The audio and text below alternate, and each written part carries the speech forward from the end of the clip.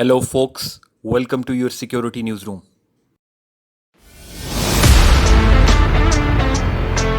Remember what I learned from Yale PhD program.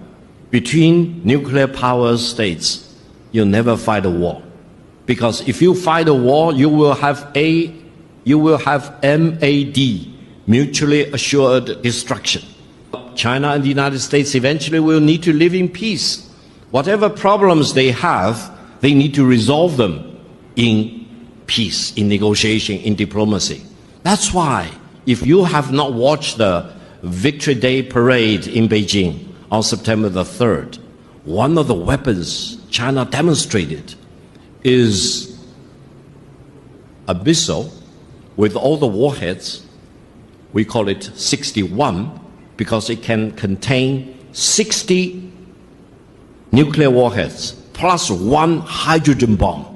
Now, in the world of today, let me tell you, which country has hydrogen bomb? China is the only country with hydrogen bomb. And that ICBM can cover every corner of the world in less than 20 minutes and destroy any target in any corner of the world without any possibility of being intercepted. I hope Washington has learned the lesson. They know, as I declared in my interview with Abrams of the United States, very distinguished American, I basically told him, if you want to have war, you will get war. If you want to destroy China, you will be destroyed. If you want to impose nuclear war on China, you will be wiped out by nuclear war. This is very serious. China's policy is very clear. China will not fire the first shot, but China will not allow you to fire the second shot.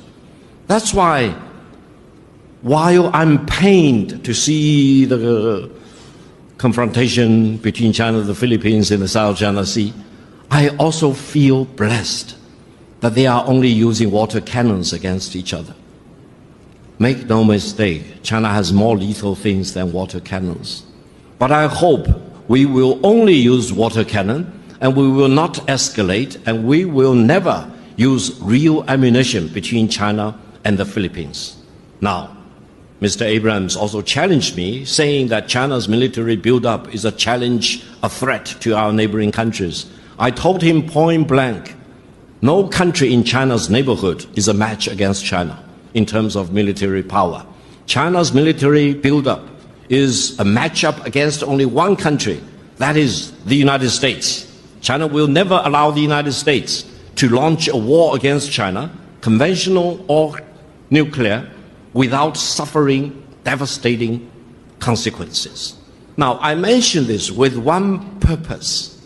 I hope people in China and people here in the Philippines will look at ourselves and each other as friends. And if the Philippines is really committed to treating development as the hard truth, to build up your connectivity, financial connectivity, technological connectivity, and also AI connectivity of all kinds, let me tell you, China is the best country for you to work with because China has the largest financial pool, China has the largest